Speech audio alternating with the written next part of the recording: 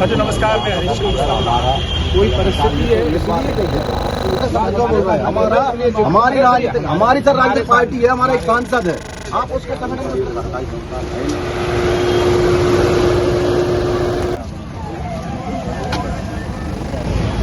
अच्छा नमस्कार, मैं हरीश कुशवाहा और आप देख रहे हैं दिल्ली वर्चुअल न्यूज। ग्वालियर में डॉक्टर भीमराव अम्बेडकर की प्रतिमा हाईकोर्ट परिसर में लगाने का मामला पूरे देश भर में सुर्खियां बन चुका है। एक पक्ष इसका विरोध कर रहा है और दूसरा पक्ष इसके समर्थन में है। इसको लेकर पूरा प्रशासन, जिला प्रशासन, पुलिस प्रशासन अलर्ट मोड पर है। कहीं ना कहीं बहुत तेज बड़े स्तर पर हलचल है।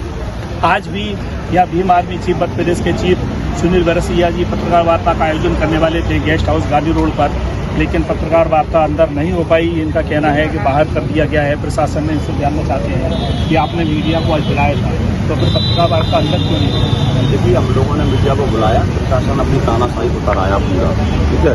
लगातार हम लोगों को दबाने का काम कर रहा है। अभी मैंने एक नोटिस आपको दिखाया है, उस नोटिस में मुझे मेरे खिलाफ नोटिस भी जारी किया है, जबकि हमारी प्रशासन से कल बैठ के बात हो चुकी थी। इससे पहले ही बैठ के बात हो चुकी थी। मैंने कहा था कि आप जो रूट तय करोगे उस रूट पर हम कार्यक्रम तय करेंगे, लेकिन उसके बाद जब मैं घर आया तो मेरे पास नोटिस, तो ये दोहरा व्यवहार जो प्रश्न करना वो ठीक नहीं है। और कल जब मैंने रेस्ट हाउस का बोला है, आप मुझे बताइए कि ज़्यादातर आपने वीडियो देखी होंगी नेताओं की, रेस्ट हाउस वायरल होती है। रेस्ट हाउस में जो है पत्रकार बंधु पहुँच के वहीं अपनी बाइट देते हैं। क्या वो परमिशन लेते हैं? मुझे तो लगा कोई परमिशन अगर लेते हैं तो मुझे बताएं किसी की परमिशन, तो हमसे क्यों परमिशन मांगे? तो आप कौन सा कार्यक्रम आयोजित करने जा रहे थे, इसकी जानकारी मीडिया को देना चाह रहे हैं? हम लोग जो है ग्वालियर के अंदर डॉक्टर BR अम्बेडकर महापंचायत आयोजित करना चाह रहे हैं 11 जून को, और हमारा स्थान जो है फूलबाग मैदान है, और हम उसकी जानकारी मीडिया के माध्यम से समाज में फैलाना चाह रहे हैं। कितने तारीख हमारे कार्यक्रम सभी साथी हम मीडिया के माध्यम से अपील करना चाह रहे थे कि इस कार्यक्रम में आप आएँ, और हमारा कोई दूसरा मुद्दा नहीं था। तो उद्देश्य क्या था कार्यक्रम? उद्देश्य है कि डॉक्टर BR अम्बेडकर जी के विचारों को जानने का।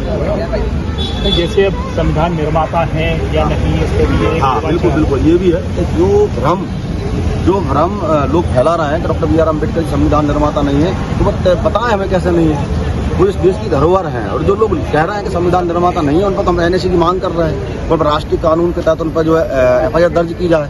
भाई है नहीं तो भाई या तो सरकार हमें सूचित करे, या तो सरकार चुप है इस विषय पे। भाई ये कोर्ट का मामला अलग हो गया, हम उसको मानते हैं, कोर्ट का मामला कोई दिक्कत नहीं है, लेकिन वो सरेआम जो है इस देश के निर्माता डॉक्टर BR अम्बेडकर के बारे में ये करेंगे संविधान निर्माता नहीं है, और अब शब्दों का उपयोग कर रहे हैं। तो क्या उन पर FIR नहीं बनती है? क्या उन पर NSC जैसा कानून जो लागू नहीं होता है, क्या उन पर FIR हो? लेकिन एक सवाल यह है कि भीम आर्मी हो गई, आजाद समाज पार्टी हो गई, इनके भी कई वक्तव्य ऐसे आए हैं जो कहीं ना कहीं वैमनस्यता पैदा करते हैं।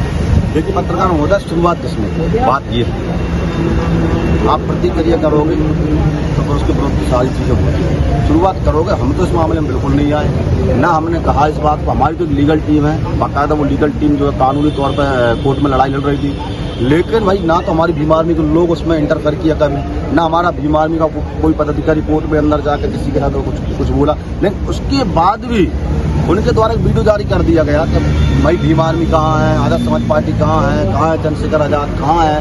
तो इस तरह का जो उनको उकसाकर बुलाया उन्होंने ना।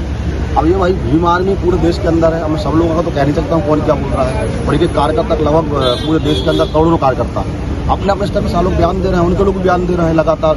एक ने इतना असुतोष करके, कोई एडवोकेट है, इतना अपशब्द लिखा था, मीडिया बोल नहीं सकता मैं, उसमें जो है भीम आर्मी के लोगों ने बाकायदा FIR दर्ज की, और मुझे इतने अपशब्द लिखे कि मैं बोल नहीं सकता मीडिया पर।